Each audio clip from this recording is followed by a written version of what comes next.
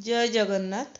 आम हिंदू धर्म रे जेते ठाकुर अछंती समस्तंकर फूल अत्यंत प्रिय, कारण तांकु प्रसाद रे किछि देई न पारिले मध्य फूल किछि अर्पण करिदेले से बहुत खुशी हुअंती। आजि आमे जानिबा केउ ठाकुरंकु केउ फूल अति प्रिय। गणेश होउछंती अग्रपूज्य, से प्रथमे पूजा पाती, तेणु तांकु दुब अति प्रिय। नाली मंदार मध्य तांकर बहुत प्रिय। गणेश भगवानंकु तुलसी पत्र दिया जाए नाही। सूर्यदेवंकु मंदार, तुलसी, मालती, कनियर, पद्म अति प्रिय। सूर्यदेवंकु धड़ा जातीय फूल दिया जाए नाही। माँ वृंदावती को सबु प्रकार फूल दिया जाए।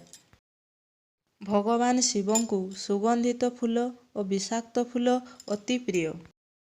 सेथि मध्यरु नागचंपा, धड़ा मंदार, अरख, धड़ा दुदुरा, नाली कनियर, अपराजिता, टगर, भांग, स्वर्णचंपा, गेंडु एही सबु फूल शिवंकर अति प्रिय। जगतर नाथ जगन्नाथंकु सबु सुगंधित फूल अति प्रिय।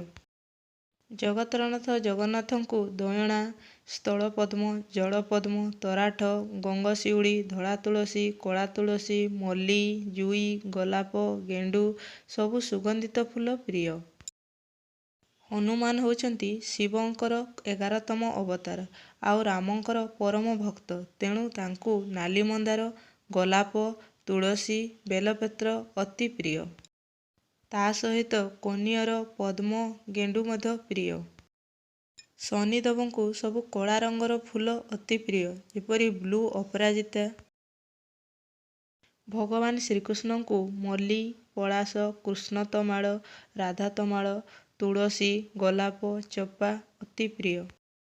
भगवान रामंकु सबु फूल पसंद, केवल कनियर को छाड़ी। माँ दुर्गांकु मंदार, बेलपत्र अति प्रिय।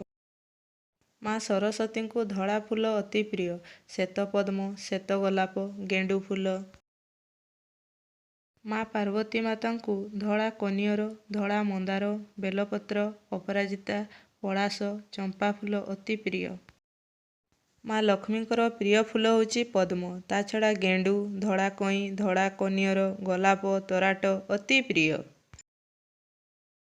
केउ ठाकुरंकु कोउ फूल प्रिय आपण मानकु जणैबा पई मोर गोटे छोट प्रयास। वीडियोटी भल लागिले लाइक करी सब्सक्राइब करियाकु भूलिबे नाही। जय जगन्नाथ।